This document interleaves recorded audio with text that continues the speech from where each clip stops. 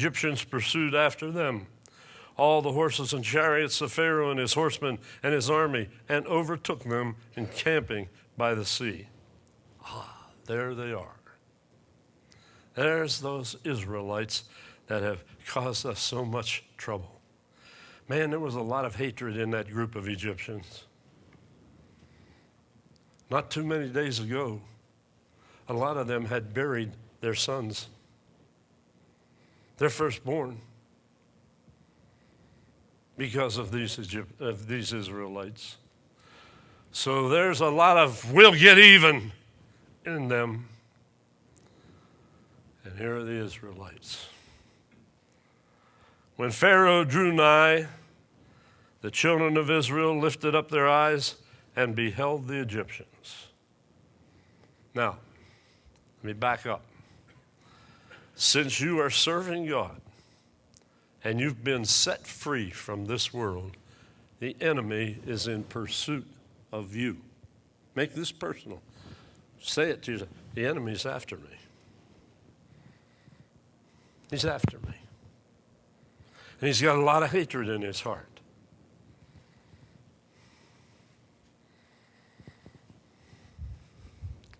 Can I use myself as an example in order to give him glory? It doesn't surprise me that lies are told, that actions are taken, that people are unkind, that they make attempts to hurt. None of that surprises me. Do I like it? No, I don't. Does it hurt? Absolutely. How do you think Jesus felt after he opened the eyes of their blind, even raised some of their sons and daughters from the dead, healed the lame, made them leap for joy, restored the leper, made him clean? How do you think he felt when they said he's a drunk? He loves wine. He's a wine bibber. He's the prince of devils. He dares to make himself the Son of God. Whoever heard such blasphemy?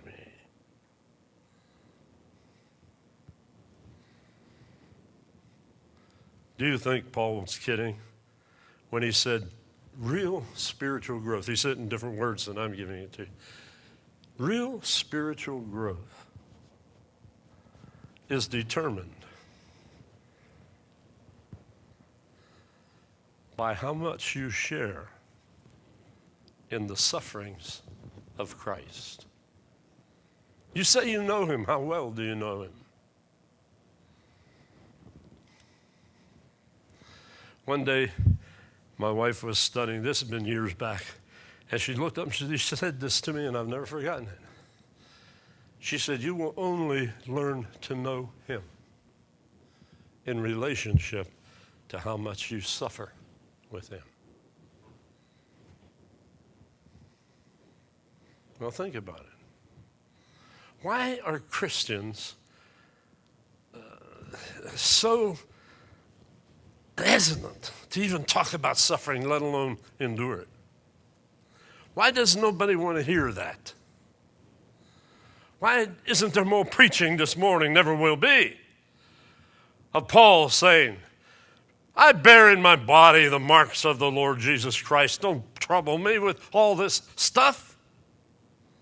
I'm crucified to the world, and the world unto me. It's no longer I that liveth, but Christ that lives in me. Christians sing that, but it has little reality to it, little truth to the words. It's no longer I that liveth, but Christ that liveth in me. Oh, get out of here. It's you we see, you we hear about, you we celebrate.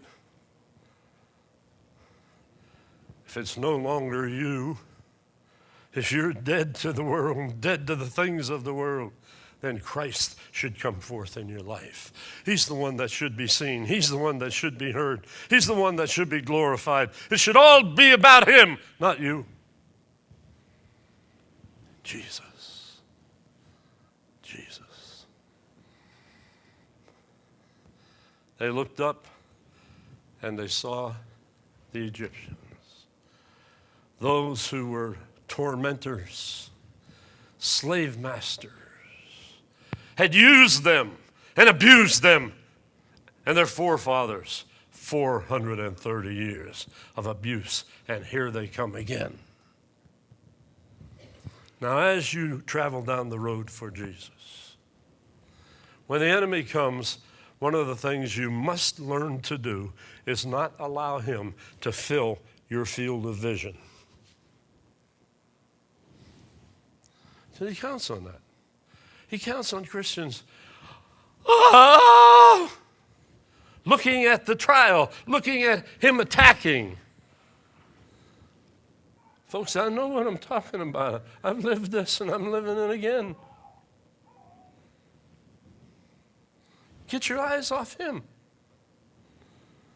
Look at that. Look how many chariots he's got. Look at all those soldiers. Look at those spears. Look. If the enemy can build up his war against you in your eyes, he's well on his way to victory. Look. The Egyptians marched after them. And number 2, they were sore afraid. Once the enemy fills your field of vision with his activity and his work, the next thing that will follow hard on the heels of that is fear. Fear. Fear. Fear. They had a lot to fear from the Egyptians. They knew the agony of being in bondage to the Egyptians. They knew the hurt. The enemy will do his very best to fill your field of vision with the attack, with the test, with the trial, with the problem. And most of the time he's successful at it. Fear. Fear and true faith are exact opposites, yet they can both make things happen. Job said, "The thing I feared has come upon me." Do you know that you can fear things into being? I know nobody here watches late night television. If they do, it's the Christian channel. That's about as scary as the ones that aren't. I remember when I was a kid, my brother and I used to sneak out and go to the movies against our parents' wishes. And then later on, when TVs came out, it started to happen right in the home. You'd be watching a program, and there's a nurse that quits work at midnight. And she walks out into the parking lot of the hospital, and she's going toward her car, and there's an individual that's there to do her harm, perhaps take her life. And he's hiding just behind her car. And the thing that strikes fear into your heart and draws you into it, so that you find yourself sitting on the edge of the couch, like, watch out! You're talking to that girl on the TV, as if she can hear you. But the thing that brings you into it is that background music.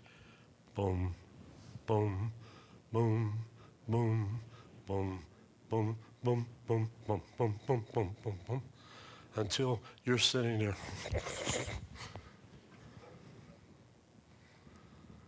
And finally it's over, and you settle back in your chair, and you hear something coming from the basement. Squeak. And your heart starts. Boom, boom, boom. And you hear it again.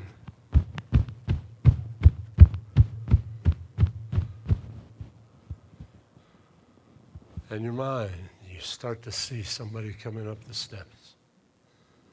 And they're carrying a knife that's 3 feet long. Oh.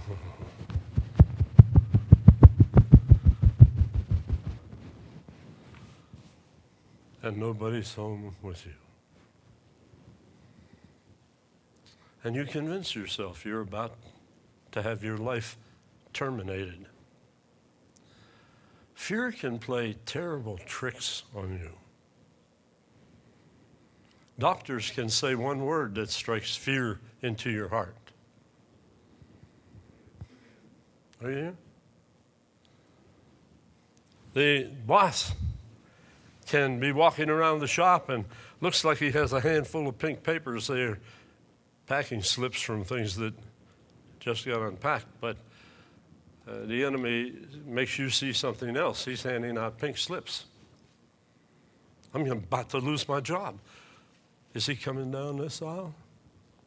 Oh no, he just looked this way. He's calling my name. This is it. And he finally makes it to your machine or your desk, and he said, would you file these for me?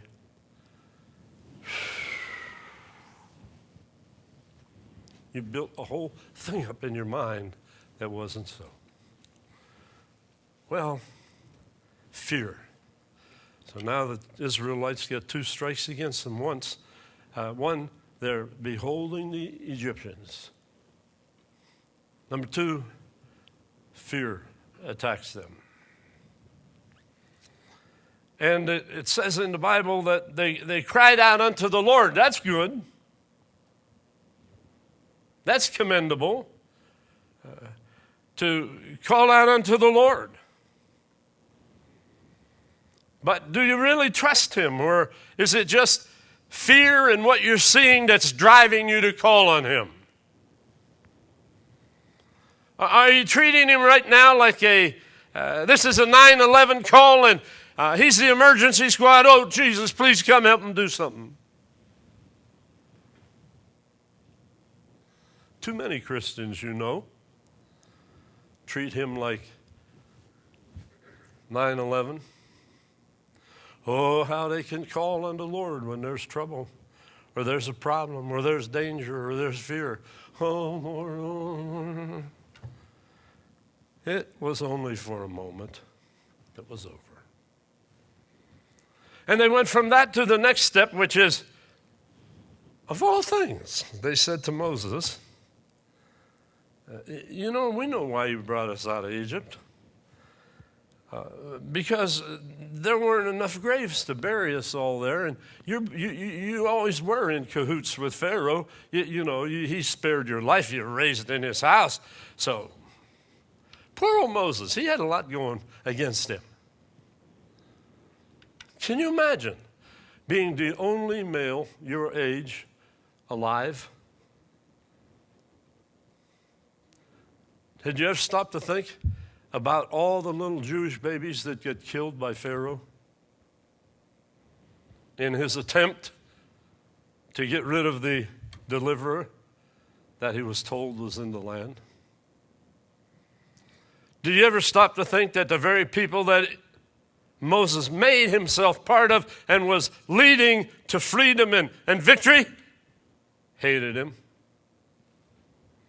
I would have had a little boy your age if he'd have had the opportunity to grow like you did. I've been thinking for years that there was something going on between you and Pharaoh.